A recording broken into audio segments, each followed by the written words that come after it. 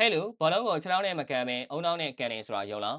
အားလုံးပဲမင်္ဂလာပါဗျာ WAH Sports ပုံကနေပြီးတော့ပြန်လည်ကြိုလိုက်ပါတယ်ဒီလိုပြောရင်ယုံတဲ့သူနဲ့မယုံတဲ့သူကများများလို့ဆရာမှာပါတကယ်လဲဒါဟာယုံစရာမရှိတာလို့ပြောရတော့ဘောလုံးကိုကန်ပါတယ်ဆိုမှခြေထောက်နဲ့မကန်ဘဲအုံနောက်နဲ့ကန်နေဆိုတော့မင်းပြောပုံကခေါင်းကြီးနဲ့ဝင်ခွေးတဲ့သဘောလားဆိုပြီးမေးစရာရှိပါတယ်ဒါပေမဲ့ဘာကိုပြောချင်တာလဲဆိုတာအားလုံးလည်းသိထားခဲ့ကြပြီဖြစ်မှာပါဘောလုံးအားကစားကိုချစ်မြတ်လို့တဲ့သူတယောက်ဆိုရင်ဘောလုံးကိုအုံနောက်နဲ့ကန်နေဆိုတဲ့စကားကအများကြီးရှင်းပြနေစရာလုံးမဟုတ်ပါဘူးဘောလုံးကိုခြေထောက်နဲ့ကန်တာကတော့လူတိုင်းကန်တယ်လို့ဆိုရမှာဖြစ်ပေမဲ့အုံနောက်သုံးပြီးကစားတဲ့ကစားသမားကတော့လက်ချိုးရည်တွဲလို့ရတယ်လို့ဆိုရမှာပါအဲ့လိုဘောလုံးကိုအုံနောက်သုံးပြီးကစားတဲ့ player တွေထဲမှာအာဂျင်တိုင်းသားကြီးမက်ဆီကတော့ထိတ်ဆုံးကားလို့ဆိုရမှာဖြစ်ပြီးသူ့လိုကစားမမျိုးဒီကမ္ဘာမှာမရှိဘူးဆိုပြီးပြောရလောက်အောင်အာဂျင်တိုင်းသားကြီးမက်ဆီရဲ့စွမ်းဆောင်ရည်တွေစမလားအောင်မြင်မှုတွေတူးချင်းစုစိတ်တွေနဲ့အတူစံချိန်မှတ်တမ်းတွေဆိုတာကလည်းတန်းစီပြီးရရှိထားခဲ့တာကိုမြင်တွေ့ထားခဲ့ရတာပါ